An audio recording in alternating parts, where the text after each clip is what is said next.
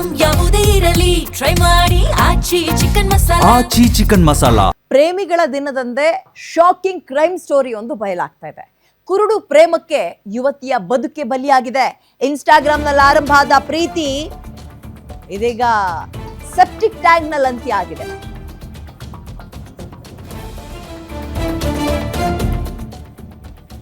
Social ಮೀಡಿಯಾದಲ್ಲಿ ಇನ್ಸ್ಟಾಗ್ರಾಂನಲ್ಲಿ connect ಆದಂತಹ ಸಿಯಾ and Sameer ಚಾಟಿಂಗ್ ನಿಂದ ಆರಂಭ ಆಗುತ್ತೆ ಡೇಟಿಂಗ್, ಆಮೇಲೆ ಅದು ಪ್ರೀತಿ ಪ್ರೇಮಕ್ಕೆ ಅಂತ ತಿರುಗುತ್ತೆ. ಬಾಯ್ ಫ್ರೆಂಡ್ ಅರಸಿ ಮಹಾರಾಷ್ಟ್ರದಿಂದ ಭೋಪಾಲ್ಗೆ ಹೋಗ್ತಾಳೆ. ಈಕೆ 33 ವರ್ಷದ ಸಿಯಾ ಭೋಪಾಲಿಗೆ ಬಂದ ಬಳಿಕ ಸಮೀರ್ 2 ಮಕ್ಕಳ ತಂದೆ ಅನ್ನೋದು ಗೊತ್ತಾಗ್ಬಿಡುತ್ತೆ. ಇದೇ ವಿಚಾರಕ್ಕೆ ಸಮೀರ್ ಅಂಡ್ ಆತನ ಪತ್ನಿ ಜೊತೆ ಸಿಯಾ ಕಿತ್ತಾಟ ಅಥವಾ ಜಗಳ ಆಡ್ತಾಳೆ.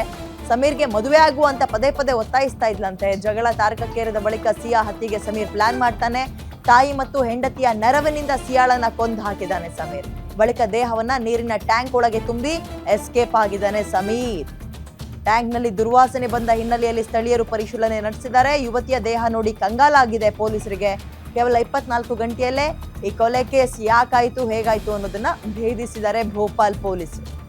ಏಕೆಗೆ ಆರಂಭದಲ್ಲಿ ಗೊತ್ತಿಲ್ಲ, ಸೋಷಿಯಲ್ ಮೀಡಿಯಾದಲ್ಲಿ ಕನೆಕ್ಟ್ ಆಗಿದ್ದಾರೆ. ಹಾಯ್ ಬಾಯಿಂದ ಅದು ಸ್ನೇಹದಿಂದ ಪ್ರೀತಿ ಆದ್ಮೇಲೆ ಮದುವೆ ತನಕ ಹೋಗಿದೆ.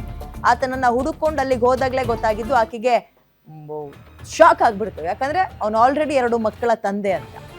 ಇದೇ ಹುಡುಗಿ ಕೇವಲ 32 ವರ್ಷ ಸಿಯಾ ಅಂತ ಅನ್ಯಾಯವಾಗಿ ಜೀವವನ್ನ ಕಳ್ಕೊಂಡಿದ್ದಾಳೆ.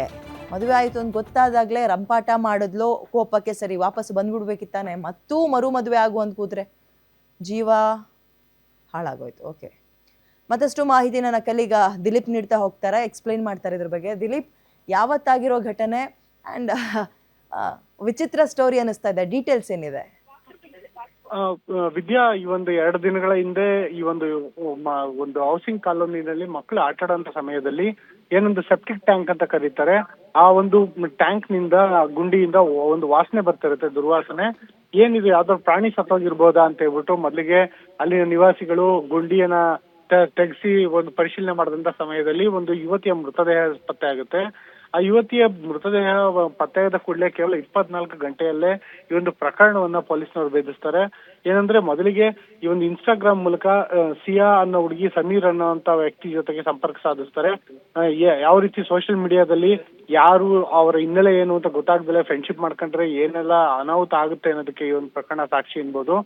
ಆ ರೀತಿ ಆ ಒಂದು ಸಮೀರ್ ಅನ್ನೋ ವ್ಯಕ್ತಿಯ ಜೊತೆ ಒಂದು ಸಿಯಾ ಸಂಪರ್ಕ ಸಾಧಿಸ್ತಾಳೆ. ಈಕೆ ಮಹಾರಾಷ್ಟ್ರ ಮೂಲದವಳು, ಆದ್ರೆ ಆ ವ್ಯಕ್ತಿ ಭೋಪಾಲ್ ಮಧ್ಯಪ್ರದೇಶ ಮೂಲದವನು.